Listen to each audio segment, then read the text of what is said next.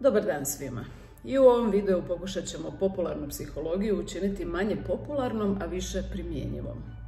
Vrijeme koje provodimo u izolaciji sigurno je izazovno svima, vama kao i vašoj djeci. Ovisno o dobi djece i ona će drugačije reagirati na novo nastalu situaciju. Oni najmanji bit će sretni što ste svi napokon na okupu, što se svi njima bave i nitko ne mora ići raditi. Oni malo veći mislit će da im je stalno dosadno, pa će i tražiti od vas da ih animirate. Dok će naši dragi tinejdžeri upravo biti naporni sa svojim durenjem oko toga kako se ne mogu družiti sa svojim prijateljima. Teško je to sve izdržati s obzirom da se i sami suočavamo sa cijelim nizom novih okolnosti i novih osjećaja te novih misli o neizvjesnosti što ćemo i kako sutra. Neki od nas ne znamo ni hoćemo li imati plaću da osiguramo osnovne životne potrebe, ali ideja ovog videa je da probate brige i strahove zadržati koliko je god moguće u svojoj kontroli i da oni ne utječu negativno na vaš odnos sa vašim ukućanima i posebno sa vašom djecom. Ono što će pomoći su neke od jednostavnih stvari koje možete učiniti već danas. Jer naime, ovo vrijeme kada smo u krizi naglašava ono što i inače nije bilo dobro ili je trebalo popraviti unutar naših obitelji ili kada pričamo o vlastitom tjelesnom ili mentalnom zdravlju. Primjerice, ako i prije niste imali jasno određene granice oko toga što djeca rade, a što vi radite, u koje vrijeme se igrate s djecom, a u koje vrijeme je dijete samo, to će sada biti dodatno naglašeno i imat ćemo osjećaj kao da se bavimo s djecom non stop. Najvjerojatnije je to upravo tako. Ono što možete napraviti je početi postavljati jasne granice već sada. Odvojite vrijeme kada se bavite sa djecom, igrate se s njima ili ih animirate, a kada će to ona učiniti sama za sebe. Dosada je za djecu dobra. Sva istraživanja govore upravo to. U dosadi i u trenucima kada im je dosadno, djeca mogu potaknuti svoju kreativnost, ali i odrasli, što uostalom i vidite na brojnim videima koji trenutno kolaju okolo po internetu. Vi niste animator vaše djece, nego ste roditelj. Odvojite vrijeme za sebe, a ako to nije moguće, ako su djeca premala, probajte se sa partnerom ili partnericom dogovoriti oko toga kada je jedan sa djetetom, a kada drugi, a kada to činite svi zajedno. Vaše dijete će raditi stvari koje vidi od vas. Nemojte zaboraviti da je dominantan način učenja upravo učenja po modelu. Vi ste danas najvažniji model vašoj djeci i ako previše brinete, ako narušavate svoje zdravlje, ako imate loše prehrambene navike, to će činiti isto i vaša djeca.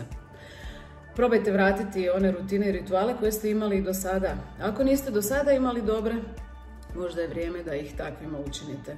Probajte sjesti i sa djecom zajedno dogovoriti kako će vam dan izgledati, uključite ih u planiranje obroka i probajte se svi malo zdravije hraniti, malo zdravije živjeti. Budite bolji primjer i bolji model ne samo vašoj djeci, nego i samima sebi.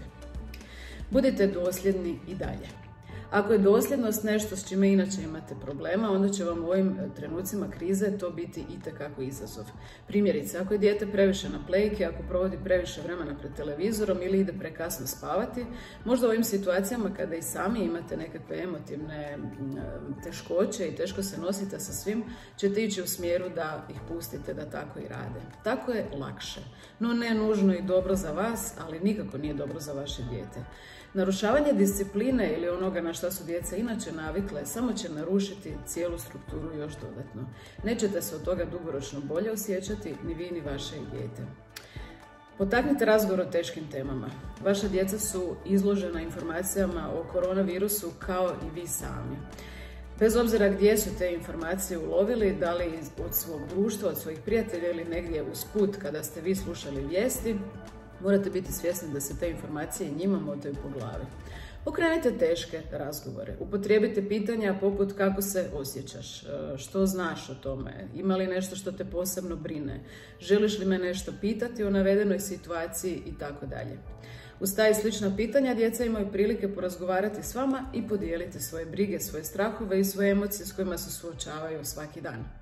Uostalom, na taj način vi se postavljate u ulogu autoriteta. Vi ćete biti ti koji će djeci objasniti da postoje stvari koje se poduzimaju po određenom pitanju i da nije sve možda tako crno kako se nekad u vijestima ili na internetu može činiti. Ne naglašavajte stvari koje su neizvjesne, nesigurne i na koje trenutno nemamo odgovore. Probajte se usmjeriti na ono što tisuće i tisuće znanstvenika ipak radi svaki dan kako bi nam sutra bilo bolje.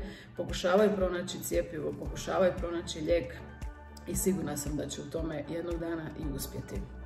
No sve te dane dok ne dođemo do sigurnije situacije trebamo provesti u situaciji gdje mi smo ti koji sigurnost donose u vlastitu obitelj. Uključite djecu u planiranje, probajte im objasniti novu nastalu situaciju iz vlastite perspektive, radite zajedno dnevne rasporede, pridržavajte se nužnih mjera higijene koje ćete možda uklopiti u svakodnevicu i probati ih učiniti i zabavnijim. Jedite malo zdravije, vježbajte malo više, razgovarajte sa malo više ljubavi i suosjećanja i probajte svaki dan biti bolji, ne samo za djecu, nego i za same sebe. Ovo će vrijeme proći i stoga naravno da svi možemo izaći bolji i naša komunikacija, odnosi i naš odnos sa djecom može biti bolje. Kada vam popularna psihologija govori da je ovo vrijeme za napredak, ona je u pravu. No ne treba gledati samo pozitivne aspekte, treba uzeti u obzir i mračnu stranu cijele priče. Nije jednostavno biti okružen sa svojom obitelji, sa članovima obitelji svaki dan, cijeli dan i tako iz dana u dan, a da ne znate kada će ova situacija proći i kada ćemo moći se vratiti svojim tipičnim ulogama koje su udaljene malo od same uloge majke, oca ili nekoga ko svaki dan obavlja jedno te isto po kući. Probajte biti sretni, probajte biti mirni i izdržati ovu situaciju najbolje što možete, slijedeći naše savjete iz ovog videa, iz naših prethodnih videa i svih onih koji vam slijede.